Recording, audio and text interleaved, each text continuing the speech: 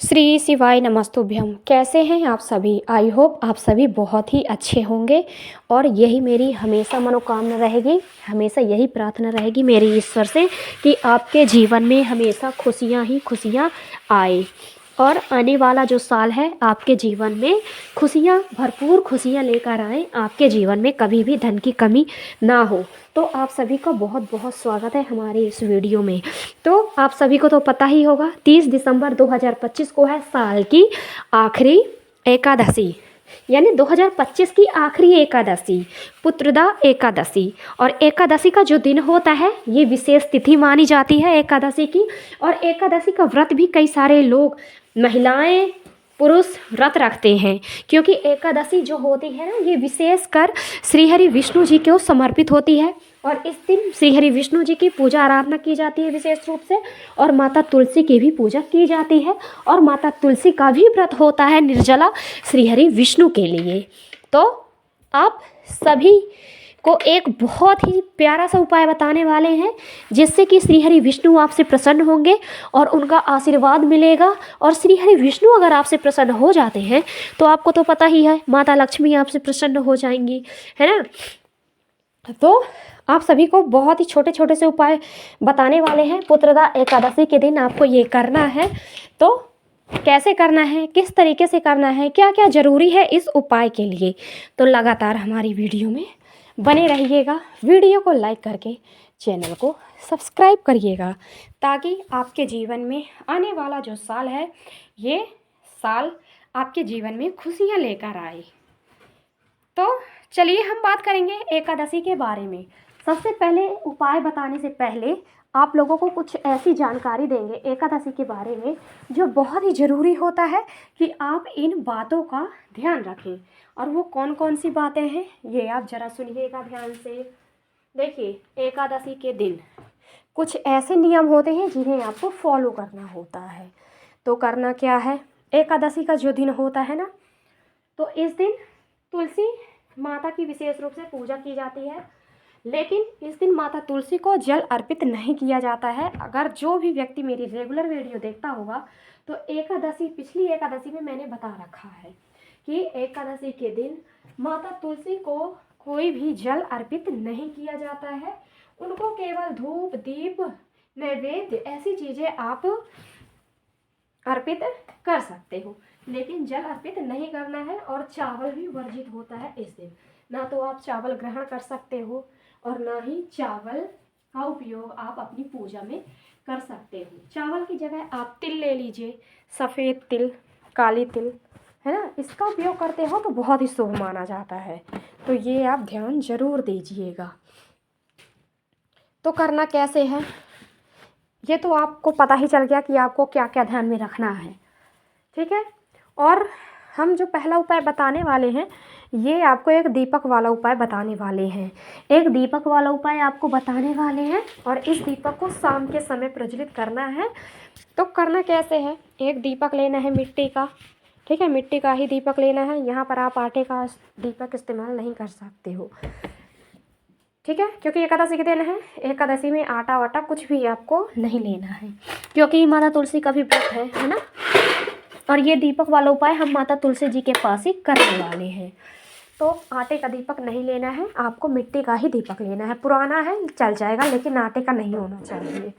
तो आपको करना क्या है, एक दीपक लेना है आपको यहाँ पर मिट्टी का, उसके अंदर घी डालना है। देखिए एकादशी का दिन है तो आपको बहुत ही ज़्यादा ज़रूरी है कि आप घी का ही इस्तेमाल करो। घी लेना है, शुद्ध घी मिलता है तो बहुत ही उत्तम है, गाय का घी।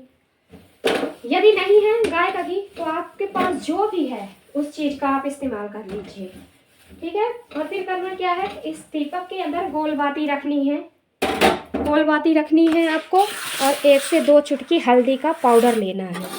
क्या लेना है, 1 से 2 चुटकी आपको हल्दी का पाउडर लेना है और जाना है माता तुलसी के पास। माता तुलसी के पास जाना है और इस दीपक को रख देना है। थोड़ी दूरी पर रखेंगे लेकिन दीपक रखने से पहले 1 चुटकी हल्दी आप रख दीजिएगा। उसके बाद दीपक रखना है थोड़ी दूरी पर ताकि माता तुलसी को कोई भी क्षति ना पहुँचे, उनकी पत्तियाँ खंडित ना हो, क्योंकि व्रत भी रहता है इस दिन माता तुलसी का। अगर आपने उन्हें कष्ट दे दिया तो समझ के चलिए आपको पाप लगना ही है। श्री हरि विष्णु आपसे नाराज़ होंगे, माता लक्ष्मी भी नाराज़ हो जाएंगी और आपका पूरा किया कराया उपाय पानी में फिर जाएगा। तो ध्यान दीजिएगा, थोड़ी दूरी पर रखिएगा ताकि माता तुलसी को कोई भी क्षति ना पहुँचे। तो थोड़ी दूरी पर रखिए, एक चुटकी हल्दी रख दीजिए, उसके ऊपर दीपक रख दीजिए। अब दीपक को प्रज्वलित करेंगे। दीपक को जब आप प्रज्वलित करोगे, ओम नमो भगवते वासुदेवाय नमः, ओम नमो भगवते वासुदेवाय नमः, इस तरीके से मंत्र आपको जाप करते जाना है। ठीक है, कर दिया। प्रार्थना भी करते जाना है माता तुलसी से कि आपके जीवन में जितने भी कष्ट हैं, जितने भी दुख हैं, जितनी भी तकलीफ़ें हैं, ये सारी दूर हों। ऐसे आप बोल दीजिए और इस दीपक को प्रज्वलित कर दीजिए और ये उपाय आपका यहाँ पर पूर्ण होता है। ये था पहला उपाय। ठीक है, अब एकादशी का दूसरा उपाय आपको करना क्या है। एकादशी के दिन देखिए, श्री हरि विष्णु जी को आपको एक पीले कलर का फूल अर्पित करना है। माता लक्ष्मी को भी एक फूल अर्पित करना है, लेकिन कौन से कलर का ये आप ध्यान से सुनेंगे। तो करना क्या है, एकादशी के दिन आपको शाम के समय एक पीले कलर का फूल लेना है और एक लाल कलर का फूल लेना है। इसके बाद एक दीपक भी तैयार कर लेना है, लंबी वाली बाती वाला। ठीक है, और फिर करना क्या है, अपने घर के मंदिर में जाना है, अपने घर के मंदिर में जाना है और फिर जो आपने दीपक तैयार किया है ना, देसी घी से देसी घी डालना है, लंबी वाली बाती डालना है। यहाँ पर एक चुटकी हल्दी तो लेना ही है, क्योंकि एकादशी का दिन है, श्री हरि विष्णु जी को हल्दी प्रिय होती है, हल्दी अर्पित की जाती है, तो आपको हल्दी लेना है और जाना है अपने घर के मंदिर में। श्री हरि विष्णु माता लक्ष्मी की कोई प्रतिमा है, मूर्ति है, तो वहाँ पर आपको ये उपाय करना है। करना क्या है, एक पीले कलर का फूल श्री हरि विष्णु जी को अर्पित करना है और एक लाल कलर का फूल माता लक्ष्मी को अर्पित करना है। लेकिन यहाँ पर आपको 2 हरी इलायची लेनी है। 2 हरी इलायची लेनी है। श्री हरि विष्णु जी को जब आप फूल अर्पित कर रहे होंगे तो 2 हरी इलायची श्री हरि विष्णु जी को अर्पित कर देना है फूल के साथ में, और माता लक्ष्मी को लाल कलर का फूल अर्पित करना है। और फिर जलते हुए दीपक में एक चुटकी हल्दी का पाउडर डाल देना है। इतना ध्यान दीजिएगा, हल्दी का पाउडर डाल दीजिए। ओम नमो भगवते वासुदेवाय नमः का मंत्र जाप करते जाइए और ये दीपक प्रज्वलित कर दीजिए। जब आप दीपक प्रज्वलित करोगे ना, तो माता लक्ष्मी का स्मरण करना है, क्योंकि ये दीपक हमने माता लक्ष्मी जी के लिए प्रज्वलित किया है, उनको प्रसन्न करने के लिए। तो ये दीपक प्रज्वलित करिए, माता लक्ष्मी का आवाहन करिए, उनका स्मरण करिए और एकादशी का व्रत यहाँ पर रखिए। पूरी सच्ची श्रद्धा से, पूरे विश्वास से प्रार्थना करते जाइए ताकि आपका आने वाला साल बहुत ही अच्छा जाए, आने वाले साल में आप महाधनी महाकरोड़पति बन सको। तो ये था उपाय, आई होप समझ में आया होगा।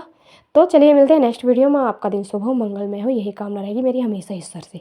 हर हर महादेव, जय शिव शंभू, जय हो भोलेनाथ की, जय हो माता लक्ष्मी की, जय हरि, जय हो श्री हरि विष्णु की।